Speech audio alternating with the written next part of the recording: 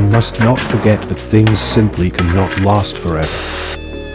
You see, even if something is loved and cherished, and even if it is used solely for the purpose for which it was intended, there will still come a day when it is no longer of use. Of course, there are a rare few amongst us for whom this thinking simply won't do.